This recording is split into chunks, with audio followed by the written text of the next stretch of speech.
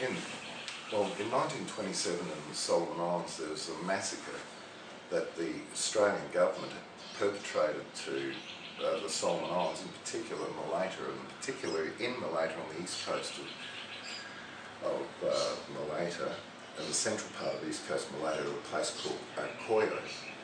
These people have held a deep resentment after having 1,557 people killed. You'd think, in a massacre, you'd think that would be just enough. But the terrible thing about it, and this is about British Empire colonialism, how it really started, if you can imagine 90,000 people on an island, most of them have never seen a white man in their life. They've heard about them. They might have seen a sailing ship, or grandpa had seen a sailing ship, a tall sailing ship, that sort of business. Well, at the time there was a district commissioner of Malaita, who was also part of Santa Isabel, and all that area, which is now called Florida, and all that area. He was actually, there was another one who was in charge of Guadalcanal, but this particular Mr. William R. Bell, he was a district commissioner, and but he was also the tax collector. And Britain had said, instead of, because everyone every year had to give 1 penny, and one family had to give 1 penny, so they'd send their sons out and they'd work for a year just to try to find 1 copper coin, you know, one of these copper things. They didn't even know what it was, but they had to give, when the DC came past, they'd all have to line up once a year and give a copper coin. Well, England decided, it was King Edward, I think, King Edward VI or something, or King Edward something, or one, Queen Elizabeth. Oh no, that was Harry. Yeah, that which one?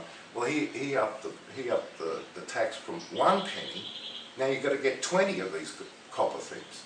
So these people gone, what? 20? And I would too. Yeah. Now hang on, how, we can't even get 1. We're scratching around sending our elders out and working their arse off and building bridges or whatever the white man wants somewhere. There was no work going on in Malaita. Oh, there were, but not back then as much as it was. It's still very, very, very, just heavily down. No bitumen roads or anything like that. But anyway, so they got to Laos. They all get there up in the north part of the island. His 3 stops he had to do. He's coming in his steamship, pulls up Laos into Royal Harbour. They all pay their tax. Pulls into Singaloo Harbour, which is a very pristine, very safe harbour. Comes in. They go for the taxes. There's hundreds of people there, but Bailaya or something, I can't remember. He starts like that. He's been ordained by the chiefs, and we've got to kill this bastard. No, he's not doing it. So these boys pull up from the back of the crowd, and they're real good with their arrows. It's usually real good. They can pull coconuts out of trees with a string. You know, they shoot it. Anyway, make a story short. So boom, boom, boom. 1 goes in the neck. It's 3. 2 in the neck, 1 in the heart. Anyway, he's dead. The 2 constables fire their 303s. The boys run away into the bush. So this all gets back to England and back to Australia. Now there's an irony about all this, but I'll just fill in some small detail. So this gets back to Australia and England. Whoops! And mind you, it's a British, Australian mandated under the British colony. They've just gone and said, oh, well, just, you know, let's rob this place too. Because that's all they seem to do, out of that West Indian trading company back then, that sort of stuff. Owned by British Parliament. Owned by British. Anyway, so the moral of the story is, they send in the HMSA Adelaide, and which is a huge heavy cruiser with guns up the front, guns up the back. They come into Singaloo Harbour, train all their guns and just let loose. And just with 600 conscript soldiers, all armed to the teeth, with orders, kill everything that moves. But first day and night, they spray Coyo, just let loose. High, up, down, everything, bombard, 3 days and 3 nights. And as they tell me, they all hid behind the mountains to get away from the lee of them all, because these things were going in 10 miles and killing anything, kids. So the boys get out, 600 of the machine guns, the whole lot. They hang them, they shoot them, anything that moved. And there's pictures of them. It's all history. You can actually buy it on eBay by a guy who writes Lightning Meets the West Wind, who's a very, Roger Kissing, who's a famous anthropologist, 17 years at Australian National University, but he's passed on now, but a great anthropologist. Anyway, so, but that's not where the story ends. So they kill everything and rah rah rah in retribution just for this one guy's death. But the Sydney comes in too.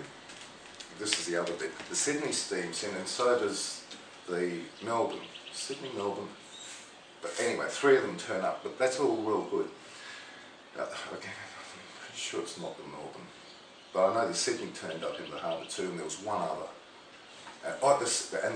When the Sydney sunk in World War II, it was the same Sydney that sunk in World War II. They just found, look, with the 600 men that died, and I said, oh, doesn't life go around? Yeah. Anyway, what goes around comes around. Sad for them, no doubt, but well.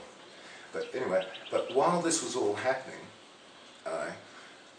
the Queen's mother, the present Queen of England's mother, who's passed on when she died, Queen Elizabeth I, I think her name was, her and her husband, the Duke of York, was steaming coming past from, they just pulled in at, they'd gone to Samoa and Tonga and all that. They went to New Zealand.